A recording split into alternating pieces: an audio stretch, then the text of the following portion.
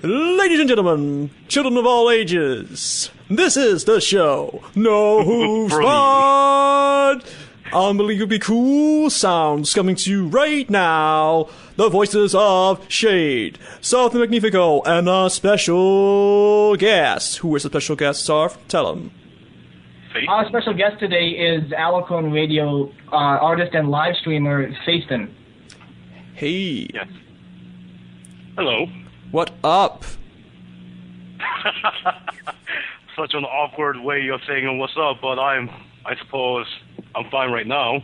Was having a good laugh watching the Super Bowl. Oh, see, you're saying that it could change at any moment. If your team starts losing, then it's just move down the drain. He's only having a good time so far because he hasn't been on the show long enough yet. I see how it is. Do I have a reason to be worried? Well, let's just say that Ammo is not here this week, and it's totally not because he is at a Handak party. It's not that. It's just that he couldn't stand it anymore. But no, it's totally because he couldn't be bothered to come on the show, and clearly Handak was more important than Know Who's Boris. Handak. Handak. Go, what's his name? Peyton Manning or whatever his name is. Yay. Broncos, Boney team, whatever.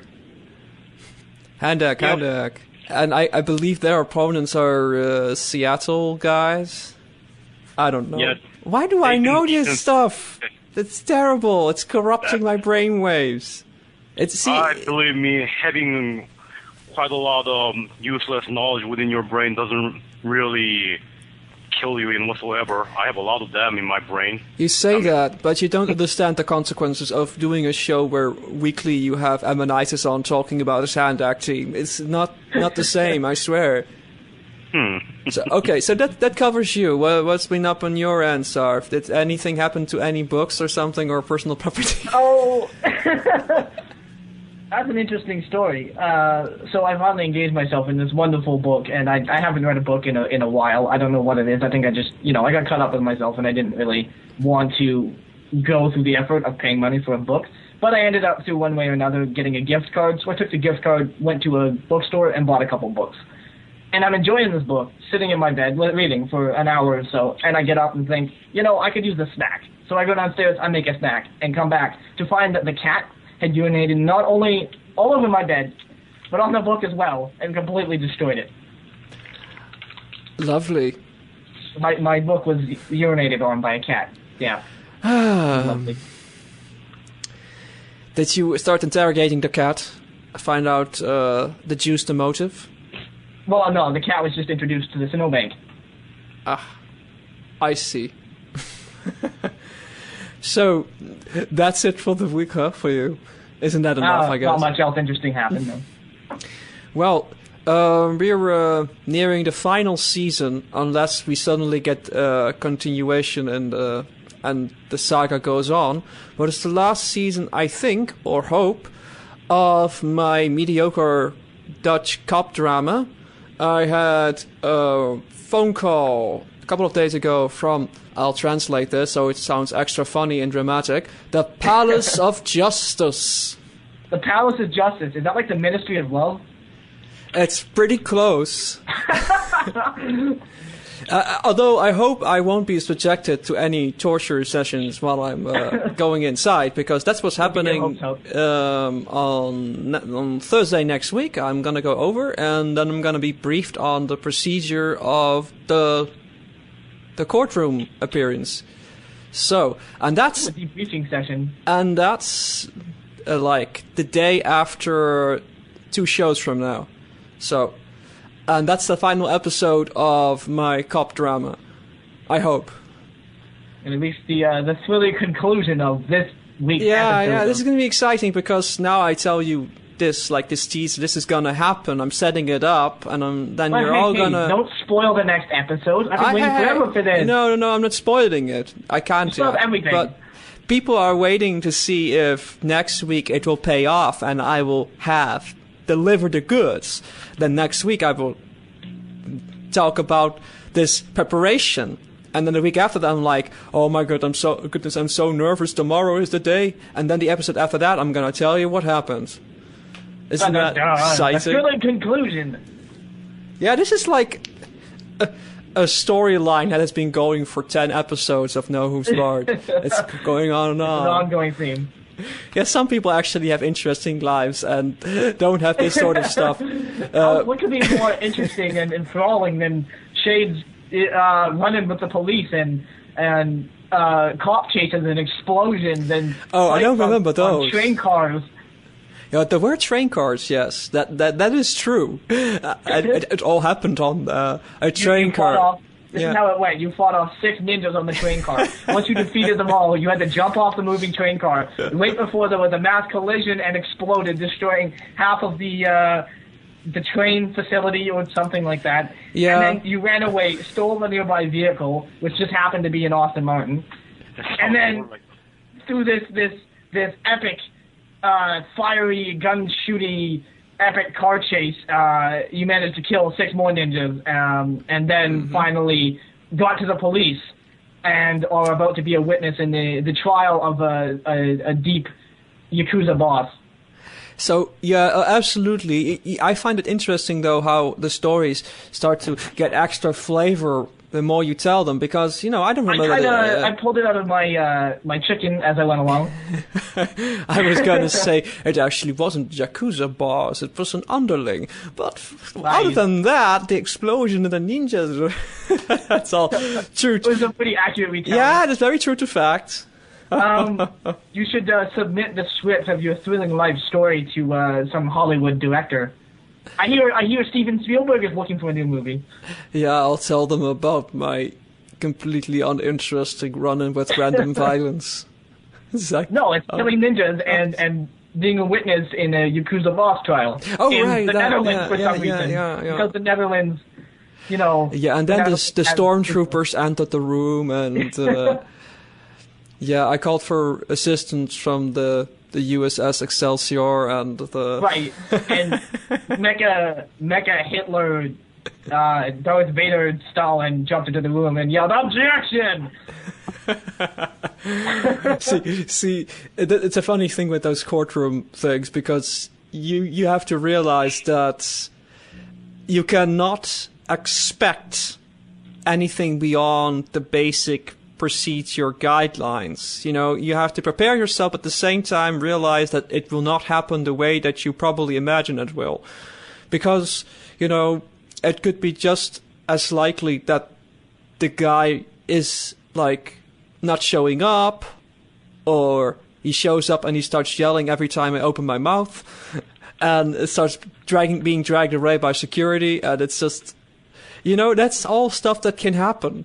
So, there's only so much preparation you can really do. But I'll keep you guys posted. I have another thing, though. Have either of you been aware of this BBC documentary called Out There by Stephen Fry? No. I wouldn't know. Okay, I'll tell you about it. It's basically Stephen Fry, who's awesome, as we all realize. He did a BBC thingy, a documentary. It's like 2 parts... each part spanning an hour of documentary, and it's all about exploration of homophobia around the world.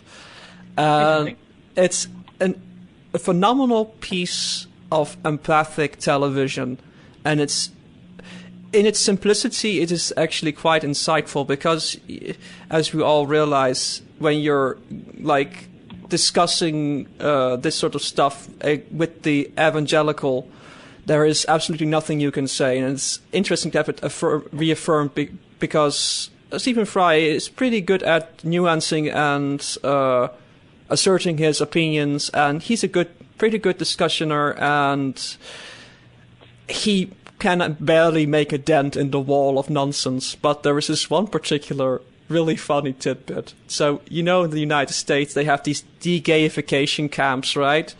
It was a big thing for a while. Yeah, it's still kind of a big thing.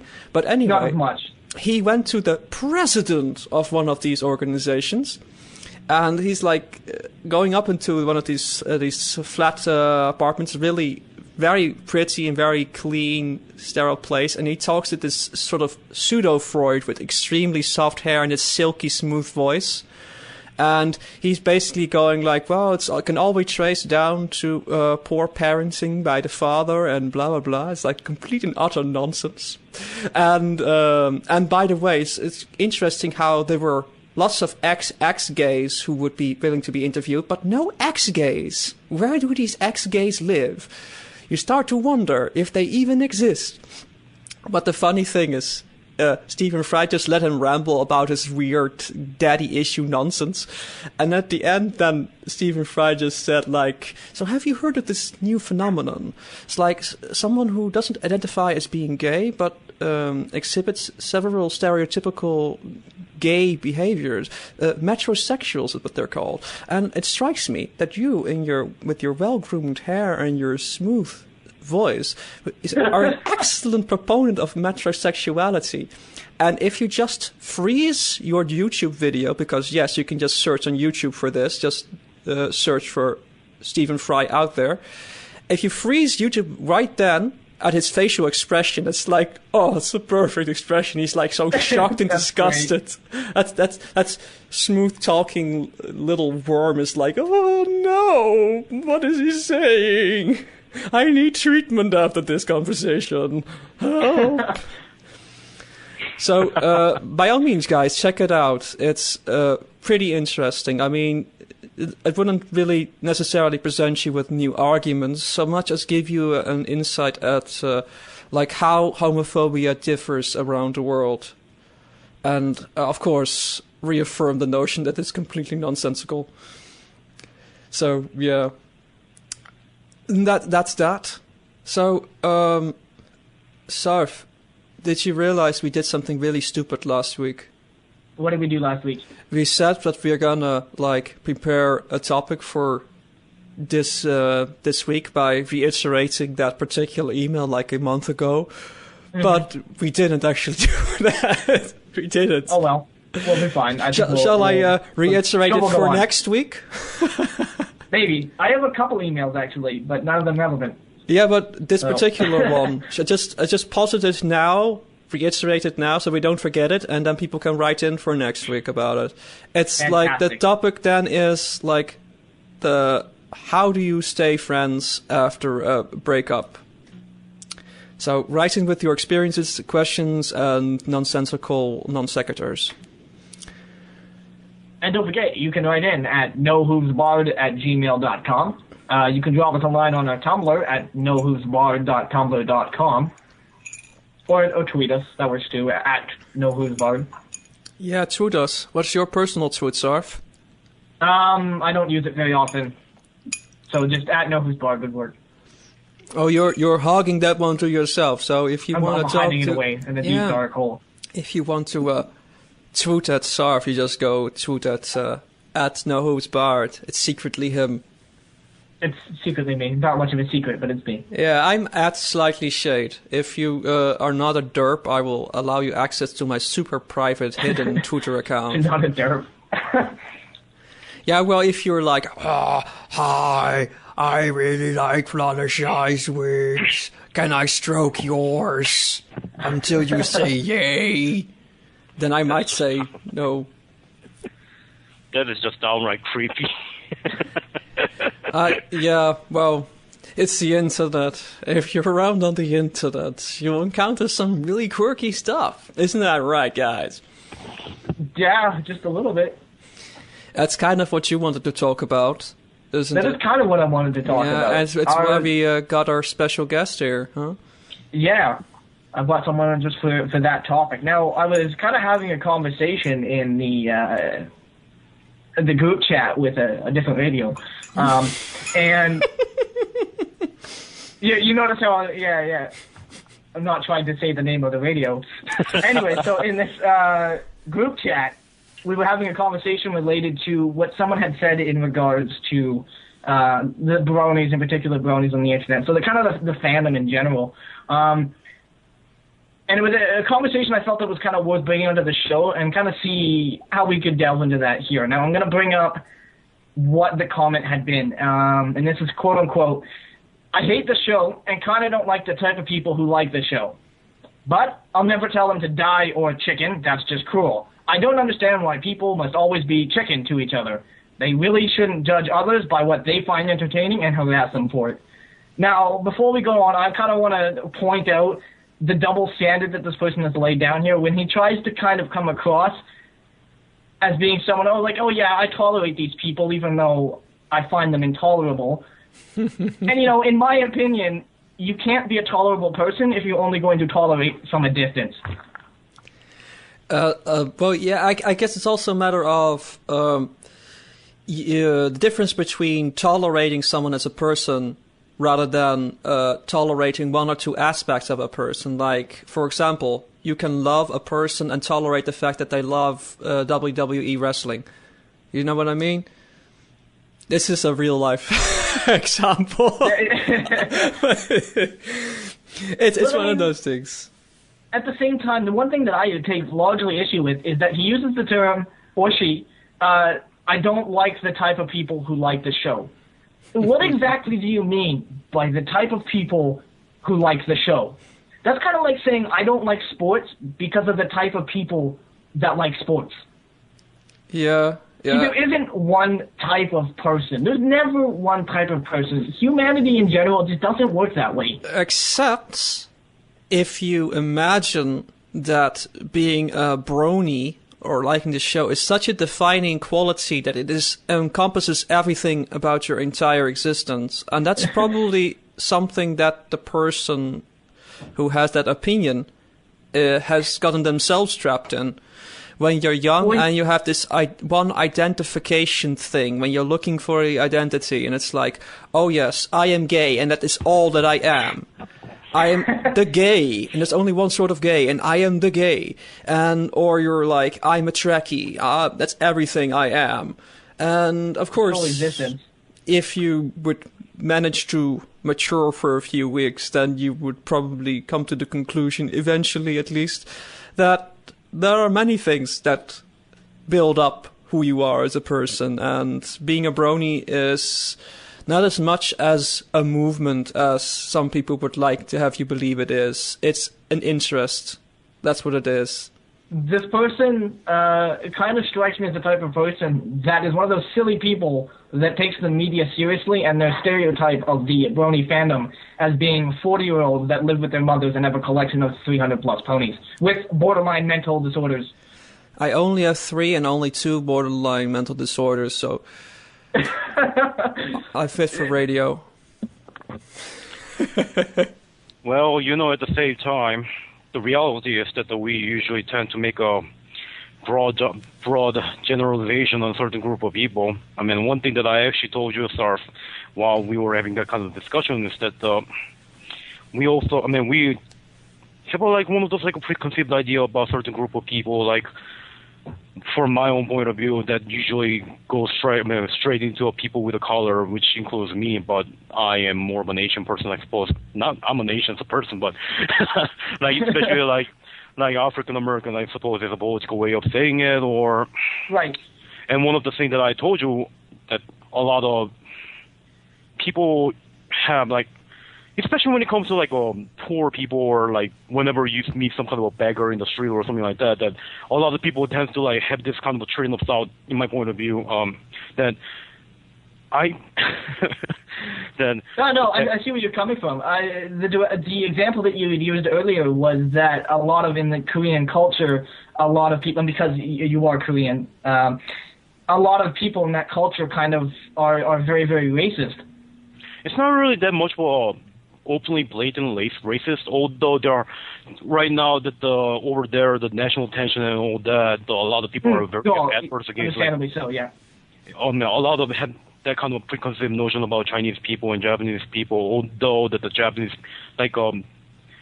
the adverse opinion against Japanese people is mostly born out of the fact that the Imperial Japan actually did a lot of horrendous stuff to Korea during the colony period, and especially during the World War II period, which never really was something that actually was punished to a degree of how the Allied power actually did against like Nazi Germany and such like that during the Nuremberg trial. But my point was that we usually have that kind of notion of, let's go back to like a beggar example. Like we have a lot of people usually think that the beggar people, like I really feel bad about them, but at the same time, I wish no intention to them, but at the same time, I don't want them anywhere near me nor anywhere near my property or anything like that. That kind of like a striking double standard. And many times in my life, and I'm pretty sure that you guys have also met those kind of like an opinion, like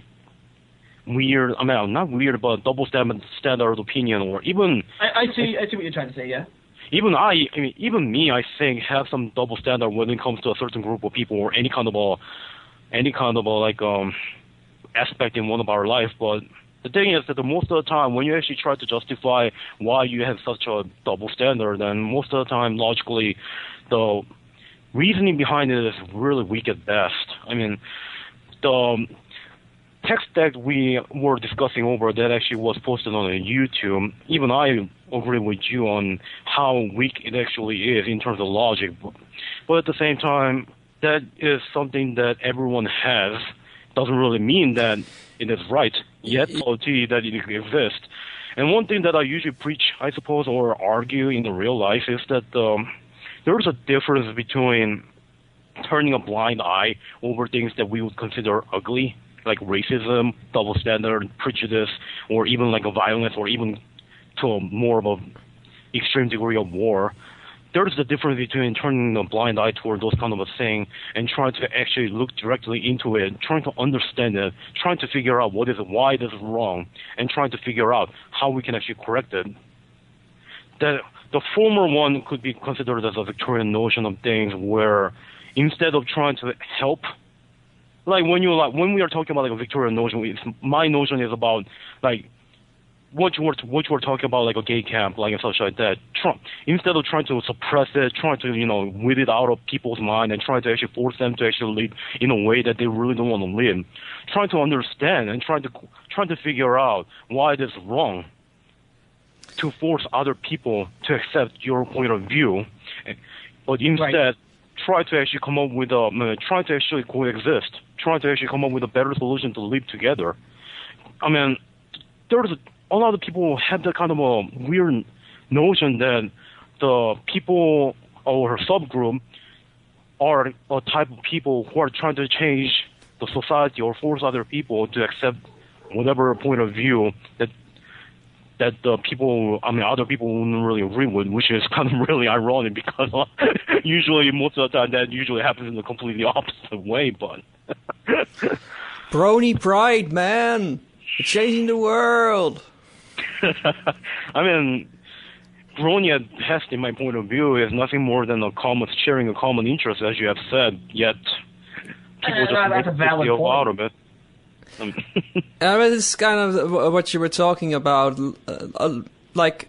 actually all of it stems from the fact that you have in life, you are given your one perspective, and if you decide to learn more about the world and develop empathy, then you are capable of understanding another person's perspective. And if you go completely the other way and try to justify your existence as the one way, then you can get upset with the different type of things people spread on their bread every day. It's like, and when you make mistakes, you go like, well, I have this and that reason. And when somebody else makes a mistake or something, then they don't have that reason. They couldn't have, because you do. But them, who are they? And yeah, people take things very seriously. People take themselves too seriously. Yeah, that's a big problem. And if you take people who take themselves a bit too seriously, then you get in that problem where you go like, oh, those bronies, they're ruining the internet. I've seen these really silly discussions on Tumblr where there are fictional mothers complaining about their fictional children being converted by bronies, presumably fictional ones as well. And it's like, it's so transparent, and then people start whining about it back and forth, and it's really like, your movement is consistent of basically complaining that there are adult images to be found on the internet. It's like, you may as well just wake up one morning and complain that there is oxygen in the air. It's just a result of human behavior, and it's not a function of being a brony. It's a function of being a human being. Excuse me. Most people, if not all, are like given an organic obsession about these things, and it's everywhere. You cannot find one corner of the internet where it doesn't exist. Your excuse, Shade. Well, I'm not sure I am. But thank you. Well, there's definitely a valid point to be made there in the fact that it's human nature to kind of be picky about things, I guess. Sometimes. In the same way, it's human nature to like things. And Phaeston made the point that really a brony can be described as no more than just, someone who shares a common interest. No more than a Trekkie can be someone who shares a common interest in Star Trek or whatever other fandom there is. And you really can't label it much more than just that. But if it wasn't for the fact that there was this massive predisposition that comes with being a fan of the show My Little Pony, I don't think that our little fandom, quote unquote little, would have quite the amount of media attention that it gets. It is quite small, I suppose, compared to some of the other fandoms like Star Wars and such like that. But at the same time, it is also amusing to actually see the same trend actually happening within the fandom itself, because, well, as you know, like one of those like adult content people, like, can I say actually the C word or something like that? No language at all. You're chicken. Anyway, you chicken. But anyway, the thing is that, even in the fandom itself, which actually is even more apparent when you actually visit any kind of website like Equestria Daily or something like that, where people just tend to have that kind of a preference to actually divide themselves from the rest of them and just like throwing on insults at them for like not being faithful to the fandom or like not being faithful to the image of the fandom that they would like to be. I actually have once had a discussion with one of my friends about that, is that a lot of the problem of why people actually exhibit those kind of behavior may be traced down to the fact that we tends to have a preconceived image, not a knowledge, but an image based on the things, experience that we actually had throughout our life of what the world is like. Is that. And a really strong preference for celebrating division. Fair enough, sir. It's it's not really a preference, but more of an image of the world, on how the world itself actually is. And it sort of, I suppose, is more down to one of those like existential argument that each of us are living within a separate reality where we are all sharing a same common interface, I suppose, or an operating system, if you actually say something about the computer programming language. But the thing is, I forgive you. But the thing is that when people actually meet or encounter things that doesn't really belong or that doesn't seem to fit into their preconceived notion about what the world should be, then a lot of people tend to have a trouble over accepting it. For my own opinion, the thing is that none of us, no human beings, I think, have any idea about what the world actually is or what the world should be. In terms of the toy with a home, we have no idea whether the world is supposed to be triangle-shaped or rectangular-shaped. But the thing is that if you're trying to force your own idea to fit to the world, your idea, and try to force it to the rest of the people that this is how the world should be, then all you're going to do is breaking things or making things even worse than before when you actually have no clear idea. And I think that the best way to really approach those kind of a thing is to make rational discussion with each other. Try to actually come up with what may be the right things to do instead of trying to limit yourself and confine yourself and just not really make any this kind of discussion and just say that this is what the world should be. Gay people are wrong, bronies are bad. Like everything is about to blow up, like Fox News asked. Well, I think Immanuel Kant would agree with you. But I was not expecting a argument that deep. well, if we take that into the present little microcosm of the brony thing, it's really quite that, where you see people going like, yeah, I'm a brony, but I'm not like these. I'm like a special one. It's like, yes. It's like you're a human being. It's very prevalent that even those, like, you're consciously aware of the preconceived, Phaeston used the word image, that others might have. And I think when it comes to being a human being in general, you're always very conscious of what others think of you, or their notion of you, and no one really wants to fall into that sort of ill-conceived notion. Yeah, but that's kind of the problem, isn't it? Because it's always the problem. But see, what I mean is that if you like really strongly obsess about your brony identity, and then you feel like the image as the rest of the world perceives brony to be, and you of course then also imagine that they obsess about it just as much as you are, you freak the chicken out. Because you go like, oh my goodness, they think I'm like this, but I'm not, I swear. And then you have the backlash to that. Oh, it's so silly. It's exactly that behavior, by the way, that propagates any negativity. Because I can pretty much promise you that nobody cares. I swear. Yeah. It's really, they don't care. Yeah.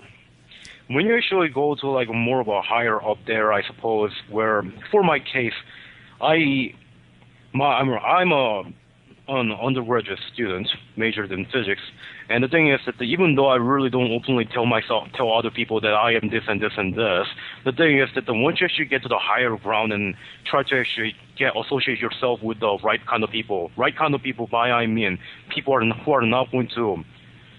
Well, right kind of people by I mean choosing a right friend, I suppose, because some friends will destroy your life sometimes. But at the same time, right kind of people by I mean those kind of people who are intellectually sound and will reason with you and be tolerant and actually will treat you with respect. Oh, right, you mean rational people. Yes, I see. Rational people, then you're not going to really have any kind of problems with that. Everyone has a dirt that, once you actually start digging, then you're start going to, be disgusted perhaps or something like that. But at the same time, just accept other people. But the thing was, another thing that I actually was going to talk about. Hold on, I want to stop you for a second though. Yep. I liked the word you used, intellectually sound. I can definitely speak from experience, knowing people, who I perceived as friends. And I mean, I don't bother hiding myself or anything who I am. I'm openly gay, and to a lot of my friends, and most people know that I'm a brony as well. And I've known people for the longest time, the people that I thought were friends for years and that I grew up with, went to high school with, didn't accept a single one of these things. I still, I have people that I hang out with on occasion that are vastly uncomfortable with me being gay. And I like the term intellectually sound because I can tell you for certain I know many people who just aren't.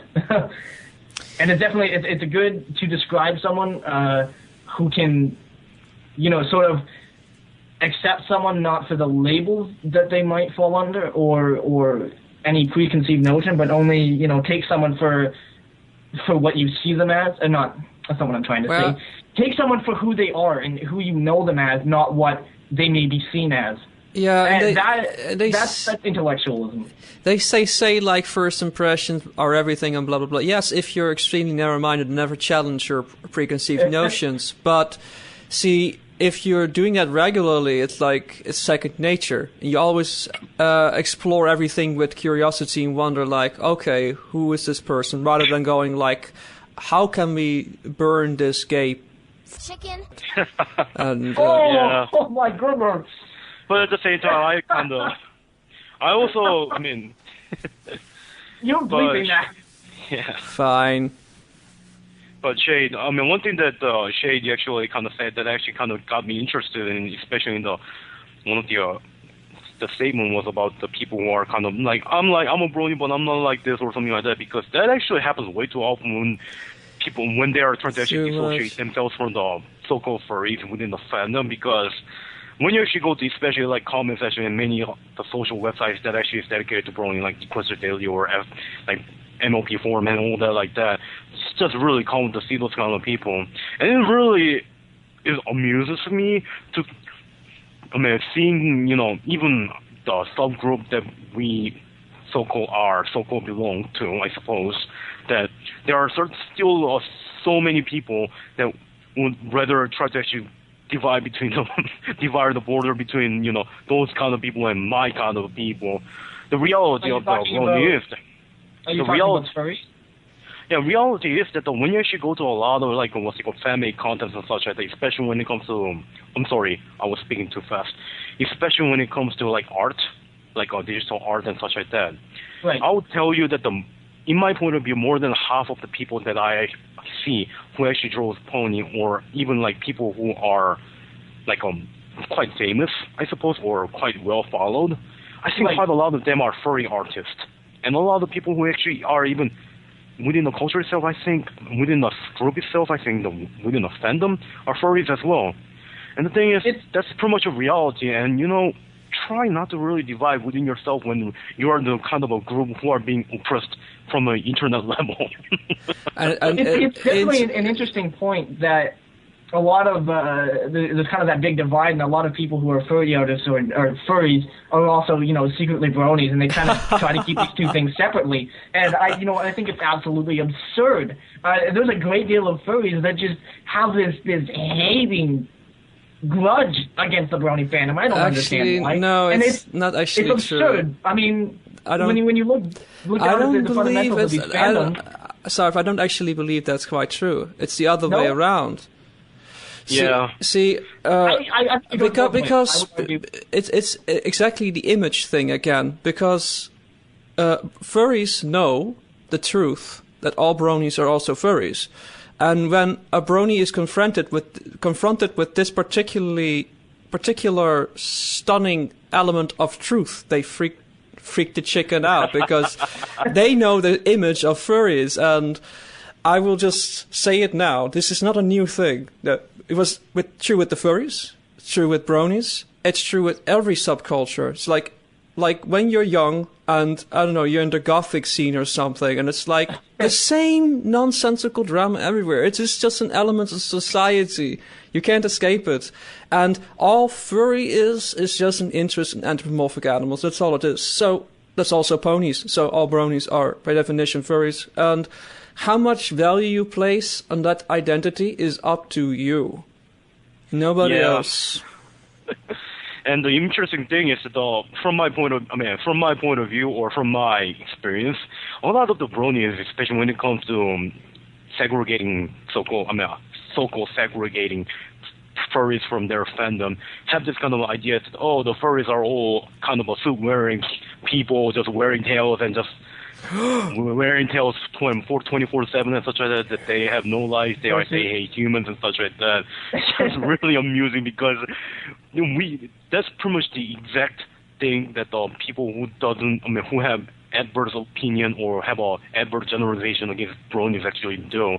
So it's really amusing that that fits really well, isn't it? So it's just ironic, and I believe that I told you, Sarf, that we are a creature of dichotomy, that we constantly create irony within, irony all the time.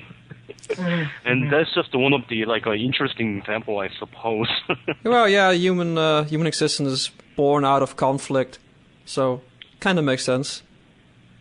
Well, yes, I suppose so. And I suppose the reason why we try to actually have that kind of a divide and try to actually fit those kind of a preconceived idea, I suppose, is that perhaps it's down to our gene, since we prefer consistency, we prefer predictability, So it's easier for our life.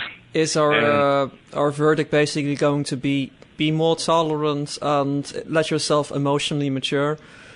Well, rational reasoning is something that the nature never really had to deal with, I suppose. Well, we're always at conflict with ourselves and the world around us. It's like in our nature. So, yeah, you might as well embrace it and have fun with it, I guess. But don't take it too seriously. That's my advice. Insight for the day.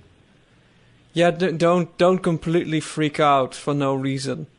Just always stop and apply the great one-day rule. When something really pisses you off on the internet, go do something else and come back in the next morning. And then you can do two things. Either you really thought about it and you really want to respond to it, and then you're all coherent and not nonsensically ramble, man. Or you're going to go, probably, most likely, you just shrug your shoulders and go like, oh well, that was that. They're not worth my time. That's one of those great rules. If they would implement that on 4chan, the entire place would cease to exist. Just go gone. I'm not sure whether the 4chan is really the epitome of the problem in there. I think no, I don't think so. It's more about maybe applies more to maybe Twitter or Facebook. I just want to give them a little jab. Yeah, I mean, in my point of view, I never really visited 4chan or anything like that, I suppose. But actually, I visited once. When do you remember the time when the Mrs. Faust actually came on after she silently raging over equestrian guards and such like that? Yeah. I still believe that was kind of her making a protest.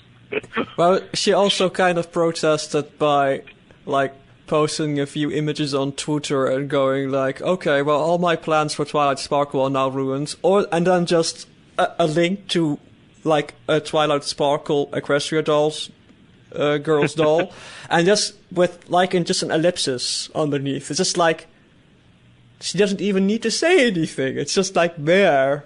Yeah. I thought it was rather amusing, actually. But even great creative minds who have presumably been around the world as much as Lauren Faust has been, they can overreact on the internet as well. It's you must not assume at any point that we are infallible. We all do crazy things every now and then. That's what relationships are for. She behaved. She did it in a professional manner where it did not jeopardize her, her career in whatsoever level. However, it was clear to see that she, I suppose, miscalculated in some ways, that she had her own idea about what the show is supposed to be, but she was something wrong to do that. Something more of a miscalculation to do that when you're dealing with a corporate which is more mainly interested in selling toys. So yeah, but you also have to consider that other people working on the show who are under professional employ also make very unprofessional mistakes on the internet, and I think Lauren Faust, at least, she had a particular opinion and she was managed to voice it. So yeah, you kind of gotta command that part, but perhaps you got a little bit carried away. But that's up to her. Lauren Faust, you can still be on the show next week or the week after that, anytime. Just email us. We'll await your call. Yeah, at nohoovebar@gmail.com. At nohoovebar@gmail.com. Just in case you're listening. Of course she is. Doesn't everybody listen to our show? People that tuned in last time. And if she wasn't listening, the 1 hour discussion about the nature of self-hating bronies probably drew her in. But at the same time, I strongly also suggest to follow her new show that's been going on, which is created by created in the Disney Channel or something like that, I think, studio. Wonder Over Yonder. Kind of an interesting show from what I can tell. Oh, yes. I've seen a few things from that thingy. It's not really my speed, but I can appreciate it on an artistic level. Yeah, I think she prefers it that way where the studio, where the corporate or where the higher ups actually respect the the animators or the artists. Like, yeah, well, it's direction, different when you have like the basis is the show, the creative product, rather than the basis is the IP heavily linked to franchise, and Yes. the goal is to sell that product rather than the product to sell with Wonder Over Yonder is the show itself. So that makes it very easy for her. Yeah, I guess you had enough of that whole Hasbro stuff, huh? Can't say I blame her. So let's babble some more about ponies, because that's the thing that we can talk about forever. Apparently, lately Now that's that all we're kind of back around, we went from talking about the Brony fandom to talking about existentialism and society's preconceived notion of the Brony fandom and furries and such, and the conversation got a little deep. Well, it's a funny thing because just recently, what is it? Comedy, what is it? Student humor, what is it called again? College humor. Yeah, that's it. Oh, what did they do? They did this, like, sort of Captain Planet style thing with furries, so furry superheroes. It's very inappropriate. Before you say anything, I am sick and tired of hearing college humor, and they're picking on this and they're picking on that. Yeah. What is... Like, here's it. They're cruel. That's kind of my point. That is the nature of the beast. That's what they do. Okay. And then there's always 3 or 4 people like, it's not like that at all. It's like, oh, of course it's not. It's just like you tune in for an episode of CSI to just pick a completely unrelated show, and you go like, but it doesn't work like that at all. That's why it's fiction. And if you can't laugh at that, or even just laugh at yourself or your interests, then you're taking yourself too serious and you fall in that trap.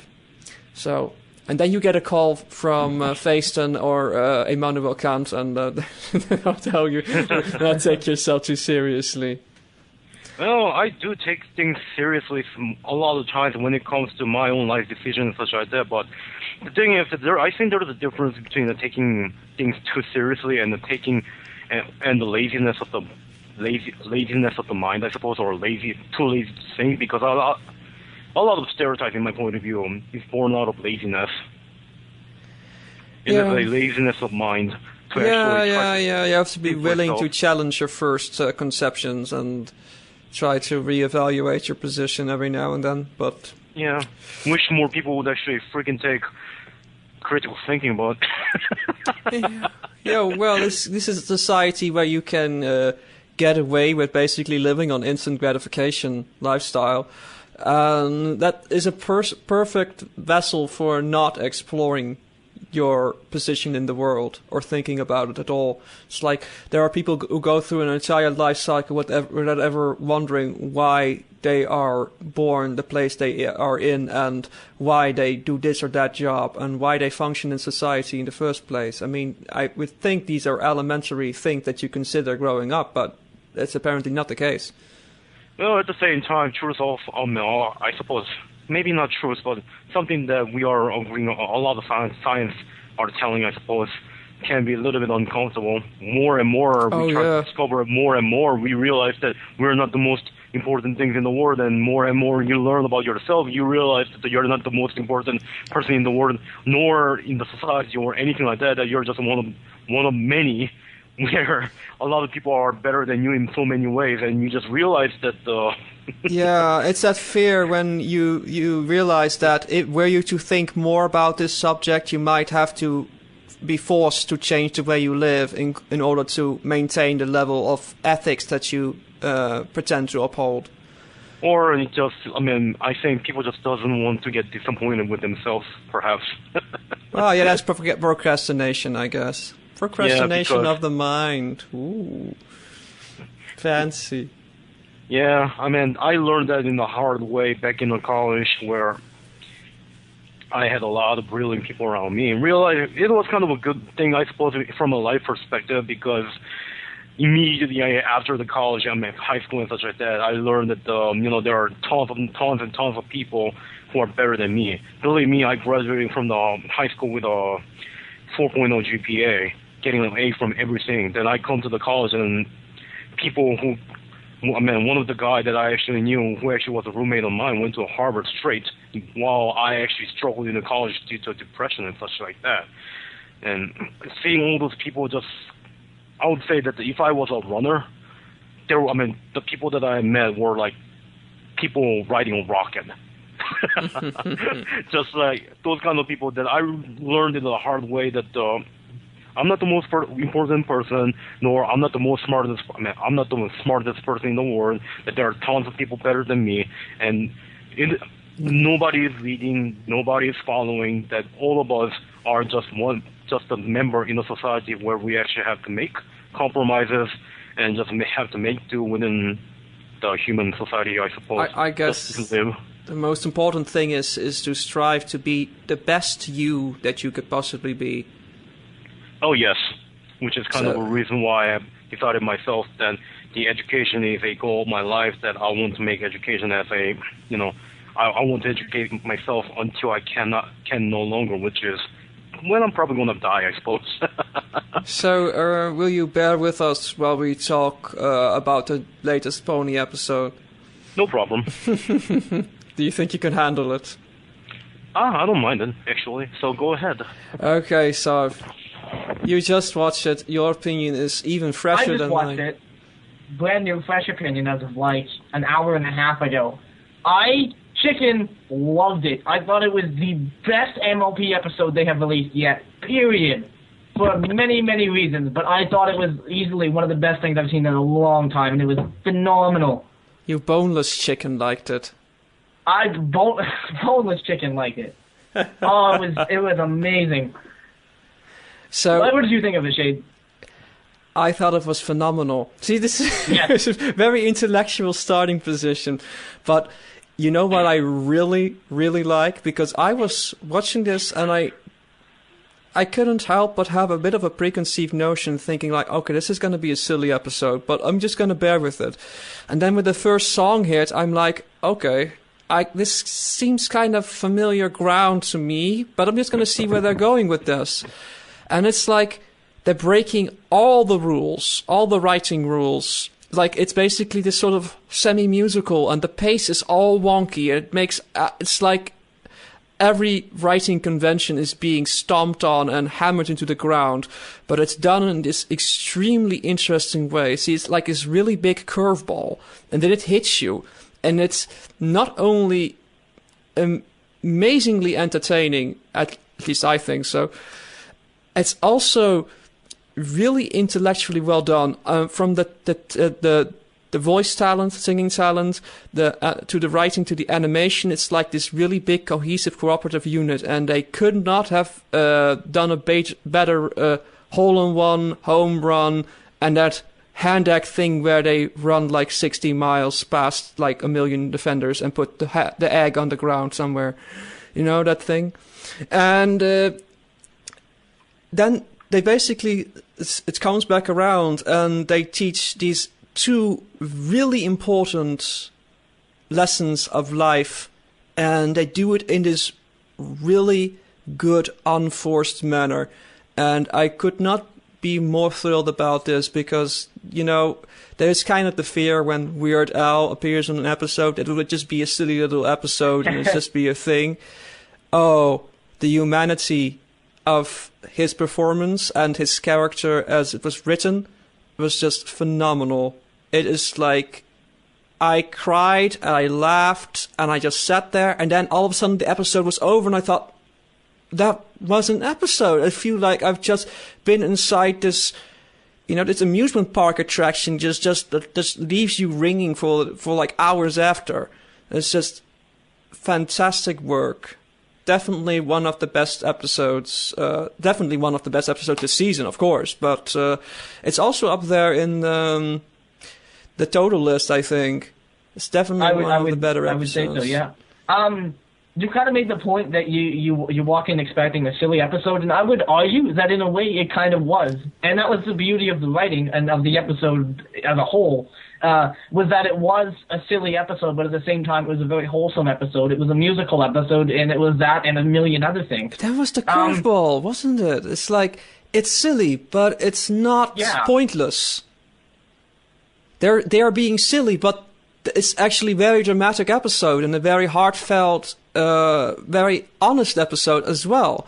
So if you have that silly entertainment side on one side and then that element of humanity under it, humanity for lack of a better word, that this element of poniety underneath the silliness, it's like, wow, it's just like this amazing burger without meat, or it's like soy, and it's like amazing, and there's cheese on there. It's great. Oh, cheese is wonderful, and the best mustard you can imagine, I suppose. It's funny because I think it's like one of those hate it or love it episodes. Definitely. It's like everybody I've heard is like, oh my god, this is amazing, and then you have like a few people like, oh, this is terrible, it's like the worst thing ever. And I kind of see where, because I've seen it being likened to SpongeBob, and I can see that, but it's like this, it's done in this really enormously goofy, off the wall way, barely disguising the fact that there are actual character arcs going on, and the first really good Pinkie Pie arc in like a long time, for like 2 seasons. This is like the first good Pinkie Pie episode in 2 seasons, I think, where she has a really good arc. Although I thought too many Pinkies wasn't bad. It wasn't terrible. We'll say that. It was more amusing than this was. I mean, in that sense, this was terribly amusing. Don't get me wrong, but it wasn't like that wasn't all it was. Like, yeah. When I went to finally watch this episode, of course I waited about a day and a half, so I'd already heard lots about it. And I did hear rumors that it was supposed to be kind of a musical episode. It was going to have like something around 6 songs, which it did. 6? So I kind of had it was something close to that. It was like 4 to 6 or something along those lines. So I kind of had already a bit of a bias going into it and thinking, oh great, it's going to be one of those musical episodes. It's going to be terrible. And right away, the thing that strikes me about it is that it's kind of like DHX doing a musical episode for the sake of saying, we know we screwed up Magical Mystery Cure, so here's us proving that we can actually do this and not make it terrible. Oh, if Emma were here, he'd so smash you with a hand axe, like on your head. He'd so disagree with you, but I agree with you, so... It was, in a way, it was a redemption episode on several levels. A redemption for DHX, and kind of proving that they can do that type of episode. They can throw in like 6 songs and make a musical episode and use it as a writing tool, not just as a filler episode to kind of shoe in this stupid alicorn stuff and try to make it all right. This was like a really good punk rock song, breaking all the rules, but at the heart, at the essence, there is like a really compelling emotional message in there, and it's delivered with this amazing, brilliant ferocity. It's like major congratulations to everybody involved with that, because it's really phenomenal. If you look at the lessons, I like how you have a lesson for the friends of Pinkie and the lesson for Pinkie, and also Cheese Sandwich, who actually like a character appearing in an episode who actually has a character arc that's compelling. What a concept. And you have the friends who just like learn that people who are new and fresh is like great, you know, like you have a new friend. But you shouldn't neglect the ones that you already have. We have Pinkie's known quality. When you have a competitor on that particular field that's new and fresh, you're like immediately drawn to that. But you should also keep in mind that the quality you already know you love will stick with you no matter what. So there is that. And then a particularly important message for this community, I think, is the other one, which is that having friends and making art should never be a competition. And that is one of those messages that is, I've never seen it in entertainment before, at least not done in this level. And such an important message, and Pinkie Pie is the perfect one to hand it out, or hoof it out.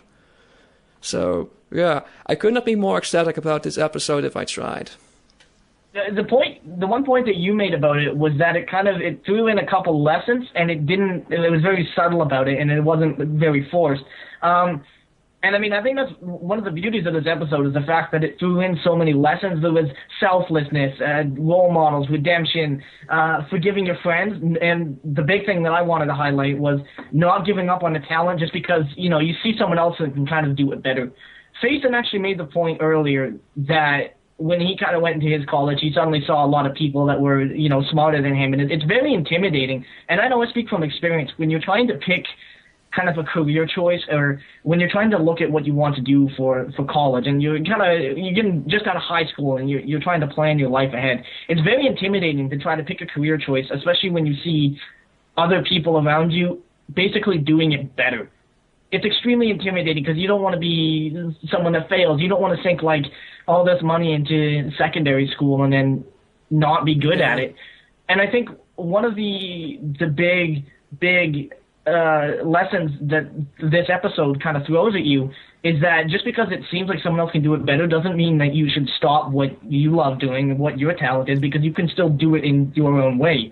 And I think that's a really good lesson for a lot of the fandom that we have, especially since a lot of us are between the age of 15 to kind of 25-ish. Shade, you can be an exception. Are you calling me old? No, I'm not calling you old at all. I'm just calling you an exception. But being that we're 90% of us are kind of in this age range, it's a really big lesson that really drives home to a lot of people that I know of.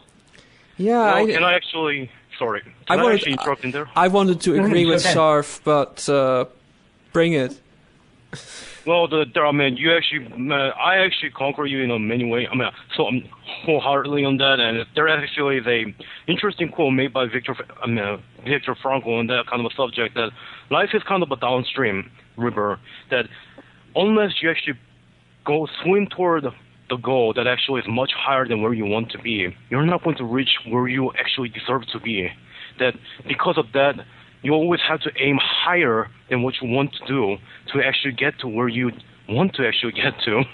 And that's one of the things that I think a lot of people really are and have trouble exercising in their life. And for me, I strive to become the best because I have no idea whether, especially when it comes to an art, because I have no idea where I'm going to end up. But at the same time, unless you're going to give your best and try to actually make do of it, unless you actually put those kind of effort, then you're not really going to get anywhere. And you have to be confident. You have to keep in mind that it's true, you have this enormous gap when you get into a new field and you see the top tier in that field, as you understand it being top. And you think, like, how could I ever be that good? And this is, like, so intimidating that you start procrastinating and so forth. And you have to keep in mind that no matter what happens, you're the only one who's gonna do it like you do. And so you already have that quality that nobody else could have. Just right there. And if you try to copy another's quality, then you'll always be second to them, and you'll always be that person who is afraid to develop the skill. But if you do exactly what you want to do, and what you want to be good at, it's not only easy to get good, but it's also immensely rewarding and entertaining and amusing for yourself. And that will keep you going like nothing else. But, so if you said one thing about it not being forced, the musical thing, I think it's kind of interesting how it is, but that's the curveball, because it sort of forces you in this emotional, just over-the-top dramatic little roller coaster ride.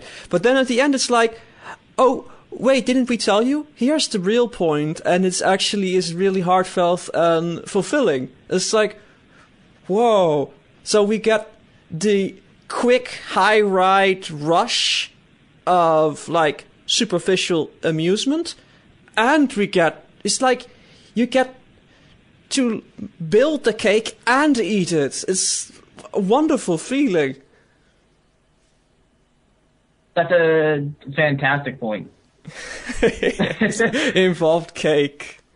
I really liked, the new character they've thrown in, and I think it's the best character that they've thrown in for the sake of one episode that they've had in a long, long time. Cheese was he's very likable, he was very lively, and he had like this amazing backstory. When they got into the end, it was a very emotional scene. I enjoyed that. That was really good. And I also like that he's very similar to Pinkie, but he also has this very different style. I like his sort of dramatic delivery. I like that.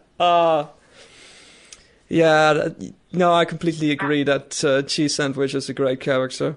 Although I'll probably get tired of the ships with Pinkie I'll see on the internet. And actually, that's what I was gonna say. And it was almost as if DHX predicted that this was gonna happen, because there was a scene right after he was kind of that unveiling where I think they were hugging or something like that, and then right away Rainbow Dash cut in and said, "Hey, stop with the warm fuzzy stuff." And that was kind of DHX right away saying, "Enough of the shipping, please." Oh, I like Rainbow Dash as well with in this episode. Rainbow Dash was cool. Actually, I have one issue. There was one scene when they were making her judge the goof off. She said, and she was kind of all nervous about him. She said, "Oh yeah, a big tense competition on my birth anniversary. What could be better?" This is coming from the speedy blue Rainbow Dash pony that supposedly loves competition. That's exactly why she said that, because she expects everybody to believe her when she says that. But see, this is not the kind of competition that she likes. she wants to like race people or something. That would be great. This is like, it's like the sports. But the competition of who is like to put it bluntly, who would be a better friend? It's like almost that, because it's so closely tied to someone's personality, the creative side. Because it's really an artistic showdown, which is kind of why that point is so important at the end, that should never be a competition. And I really wish that all those young fandoms would take this lesson to heart, because all these weird competitions with things that should really cooperate, like all these different radio stations or conventions, it's like there's so much animosity for no reason. And really, everybody should just cooperate and realize that we're all in this together and we just want to do the best we can, and that's all that should be necessary. But I see that there is babbling going on in the chat here. Coco Pommel was a great pony too. Don't worry, we don't forget her. I would kind of argue that Coco Pommel wasn't, because she only had like 2 lines, whereas you have Cheese, who is a fairly well-developed character who's got a whole episode. And Coco wasn't really introduced as a nemesis. Mm-hmm. It's like the button pony, I forgot her name. The button pony was, and she was reasonably good, but she didn't have like that much character depth. And right. Coco was like a peripheral support character, and she was great in that role, but it's not as significant for the eventual outcome of an episode as Cheese Sandwich was in this one. Mm-hmm. So. And the one thing that actually someone was bringing up in the chat was that the seeing kind of Cheese and Pinkie Pie interact was kind of like seeing 2 Pinkies. And again, I'm going to disagree with that point, because they're very, very different characters, and while they have kind of at the forefront, they're very similar in a few different aspects. They're both, the pony thing, they're both very active, but they have very different motivations, they have very different backgrounds, and I really like the way they kind of position Cheese, the way he looks up to Pinkie Pie I think it's a really good characterization. But it's also done in this really, I would even say subtle, in its over-the-topness. It was actually very subtle, because subtle in its over-the-topness. The turn at the reveal at the end was actually it's also over the top and dramatic, but at the same time, then it calms down and it's just like, whoa, it's actually kind of exceptional. So yeah, I liked it. I do think that Ammo liked the episode too, though. I'm gonna. It's probably go on a a safe. limb here. It's probably a safe bet. If there is gonna be an episode that he doesn't like, it's we'll know about it. But till then, you can assume that he liked the episode. So did you say that we have like 6 million emails? No, we don't really have any. Oh, I thought you said that we had 6 million emails. I lied. You lied? Okay, well, I lied. Then it seems we ran out of content and the episode is close to over. That's cool, because if I don't go to bed at some point, perhaps my neighbor will like use a battering ram to ram through my Break door. down your door. Yeah, he was knocking very violently. Podcasting. Yeah, can't he hear it? Hey, you can find us every week. We're No Hooves Barred, and we're on a live stream channel. Where is that live stream channel? Yelling. We Our are live stream channel is at livestream.com/nohoovesbarred. You can also email us at nohoovesbarred@gmail.com. Follow us on Twitter at nohoovesbarred or nohoovesbarred.tumblr.com.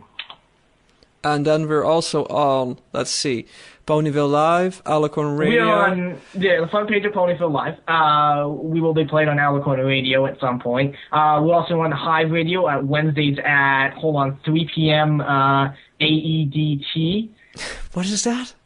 And well, it's Australian Eastern Daylight Time or something like that. Time. And there's also Lunar Radio. We get played 7 p.m. at Central Time. Yeah. Is that all? Do we have more? We will have more. I'm in the talks with a couple different people, and one I was almost a guarantee. We're basically just trying to figure out a time slot, but I'm not going to announce any names yet. We're also SoundCloud. You can also find us on SoundCloud at soundcloud.com/nohoovesbarred, where I don't know if anyone else has noticed, but episode 16, our comic episode, has 562 views. And if you listen to it, then it's 563. And if you are any of the 560 people who is listening for the first time, welcome to No Who's Barred. Yeah, this is kind of a thing. I don't make any promises that we provide anything that is supposedly exceptional, but just like our great advice, we're just being us, and that is the show. So it happens to be that in the past couple of episodes we're talking about ponies a whole lot, but next week we're gonna talk about the breakup thing. So staying friends, relationships, and stuff. So you're gonna mushy stuff. Yeah, but actually we're gonna talk about our personal experiences as well now, because we already went over this topic 2 times, but the episode didn't actually process in either case. So now we're gonna go all out, and we need you guys to make it an exceptional, thrilling roller coaster ride of a fantastic No Hooves Barred episode experience. So don't miss it. Right?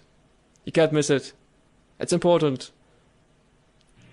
And when it's that live stream thingy, it's 10 p.m. Eastern on every Sunday.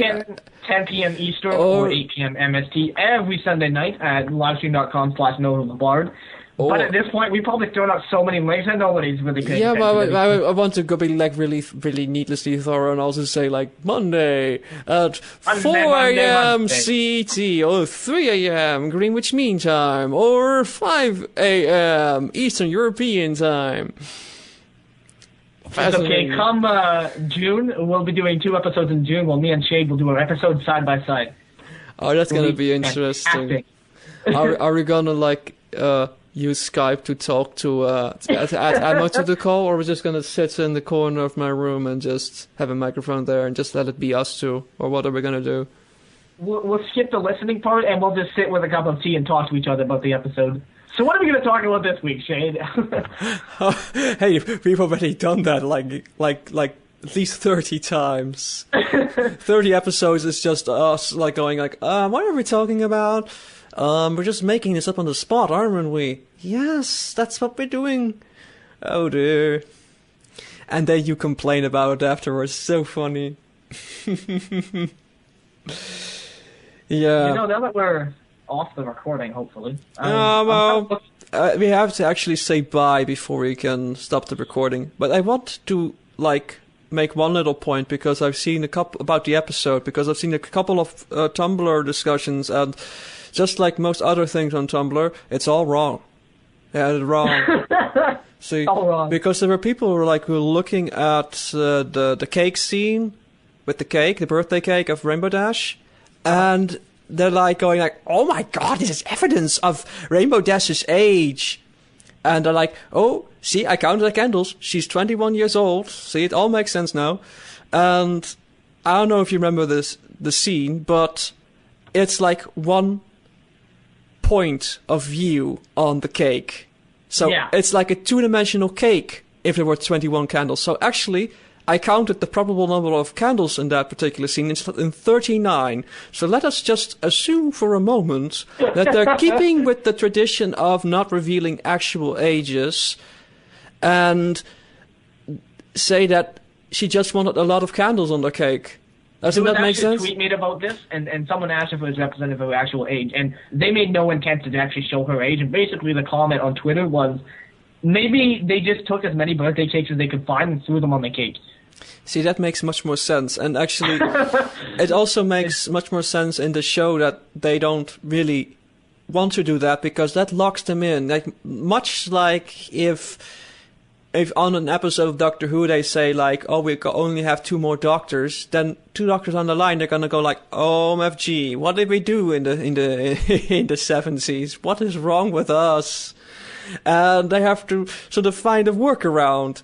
And what I mean is that if we go they age 1 year per season, then all of a sudden you'll get this problem, and it'll be like The Simpsons in season 13. They're still the same age, and it's and they're retconning everything about their past, and it kind of makes sense that they don't want to involve themselves with that. And for all we know, they may be anthropomorphic horses, but we have no real establishment of the quality of their time values.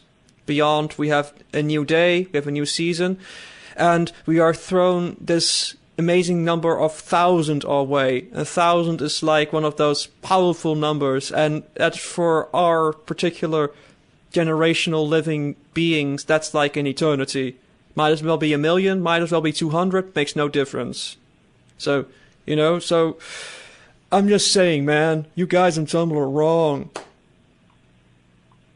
Tumblr. If you ever expect anything rational, I think Tumblr is the least place you want to really go to actually explore that. You guys are just wrong, man. But no. I like some of those pictures that are going around. Don't ask. We can't discuss that on the show. So, thank you, Phaeston, for joining us and adding some interesting discourse to our rounds of babbles. I apologize for infesting your live stream. Is it that terrible? Are bad things happening on the stream? Are people asking questions? No, I said that I apologize for infesting your live stream. Oh, well, I don't have a problem with that. You're forgiven.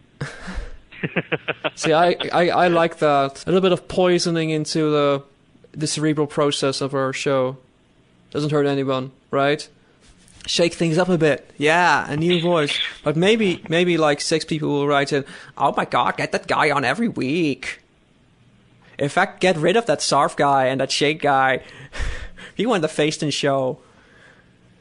And then we'll tell I'm not really sure about that. If I ever really do any kind of a show, it will majorly be me swearing. 90% of the time. That will be the moment when No Hooves Bart goes R-rated or something. You talk about Fluttershy special spa treatments and stuff like that. Yeah. I really do not want to know about that, actually. I'm sorry.